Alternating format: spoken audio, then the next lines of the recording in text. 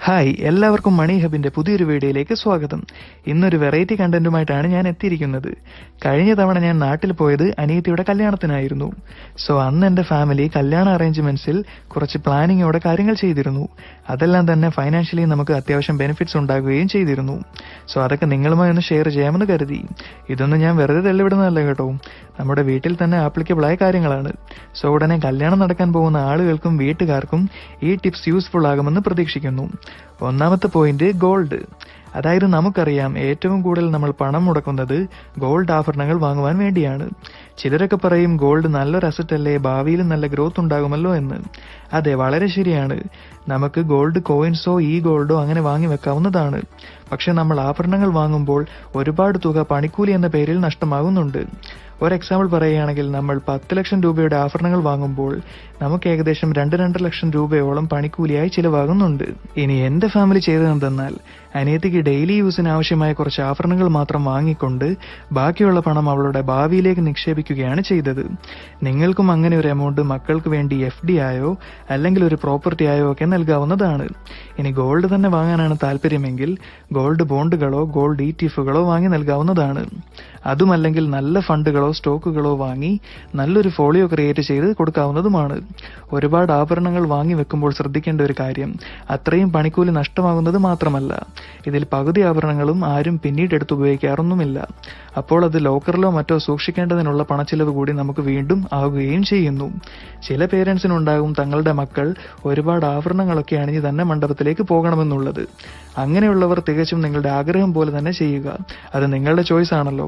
മറിച്ച് എന്റെ ഫാമിലി പോലെ കുറച്ച് പ്രാക്ടിക്കലായി ചിന്തിക്കുന്നവരാണ് നിങ്ങളെങ്കിൽ ഞാൻ ഈ പറഞ്ഞ ടിപ്പ് തീർച്ചയായും പ്രയോജനപ്പെടുമെന്ന് വിശ്വസിക്കുന്നു. മാത്രവുമല്ല, നിങ്ങൾ കൊടുക്കുന്ന ആ ഗിഫ്റ്റ് നിങ്ങളുടെ മക്കൾക്ക് എന്നത്തേക്കും നല്ലൊരു ഇൻവെസ്റ്റ്മെന്റ് ആയിരിക്കും. അതിൽ നിന്നും നല്ലൊരു വരുമാനം നേടുവാനും അവരെ സഹായിക്കുമെന്നത് തീർച്ച. രണ്ടാമത്തെ പോയിന്റാണ് സ്റ്റുഡിയോ ആൻഡ് ഫോട്ടോ സെക്ഷൻ.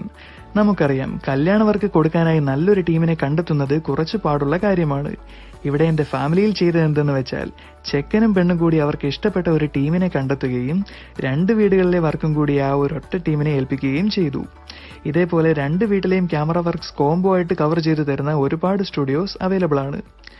ഇതുപോലെ കോംബോ ആയിട്ട് വർക്ക് കൊടുക്കുമ്പോൾ ഉള്ള ഗുണം എന്തെന്ന് വെച്ചാൽ, ഞാൻ ആദ്യമേ പറഞ്ഞ പോലെ 2 വീട്ടുകാരും 2 ടീമിനെ അന്വേഷിച്ച് ബുദ്ധിമുട്ടേണ്ട, പകരം ഒരെണ്ണം കണ്ടുപിടിച്ചാൽ മതി.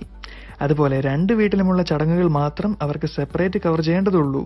കല്യാണ ദിവസവും അത് കഴിഞ്ഞുള്ള ചെക്കനും പെണ്ണും കൂടിയുള്ള റിസപ്ഷനും ഒക്കെ അവർക്ക് ഒറ്റ കവറേജിൽ തന്നെ ചെയ്യാൻ സാധിക്കും.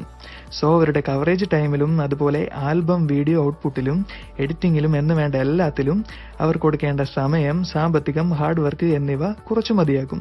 സോ ആ ബെനിഫിറ്റ്സ് നമ്മൾക്കും ഉണ്ടാകും. നമ്മൾ നൽകേണ്ട ചാർജിലും ആ കുറവുണ്ടായിരിക്കും. പിന്നെ വേറൊരു കാര്യമുണ്ട് കേട്ടോ, റിലേറ്റീവ്സിന്റെ സ്ഥിരം പരാതിയാണ് ക്യാമറക്കാർ നിന്നിട്ട് അവർക്ക് ചടങ്ങ് കാണാൻ കഴിഞ്ഞില്ല എന്നത്. സോ ഇവിടെ 2 ടീമിന്റെ 6-7 പേർക്ക് പകരം ഒരു ടീമിന്റെ 3 പേർ മാത്രമേ ഉണ്ടായിരുന്നുള്ളൂ. സോ ആരുടെയും പരാതിയും ഉണ്ടായിരുന്നില്ല.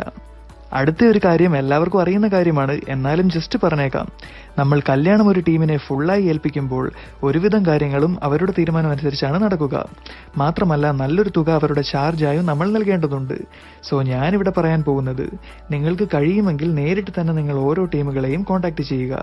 സാധനങ്ങളാകാം, പന്തലാകാം, ഡെക്കറേഷൻസ് ആകാം, സ്റ്റേജ് ആകാം, ഫുഡ്, അങ്ങനെയെല്ലാം.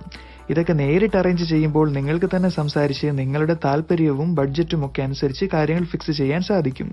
ഇതിൽ നിന്നും സാമ്പത്തിക ലാഭം മാത്രമല്ല, നല്ലൊരു സാറ്റിസ്ഫാക്ഷൻ ലെവൽ കൂടി ഉണ്ടാകുമെന്നത് തീർച്ച. മറ്റൊരു കാര്യം കൂടി പറഞ്ഞോട്ടെ, എല്ലാവർക്കും ഇത് ആപ്ലിക്കബിൾ ആവണമെന്നില്ല. ചിലർക്ക് സമയം തീരെ ഉണ്ടാകില്ല, ചിലർക്ക് മറ്റു ബുദ്ധിമുട്ടുകൾ ഉണ്ടാകും. അങ്ങനെയുള്ളവർ ഈ ടിപ്പ് തീർത്തും ഒഴിവാക്കുക. നിങ്ങൾക്ക് കഴിയും വിധം കാര്യങ്ങൾ ചെയ്യുക.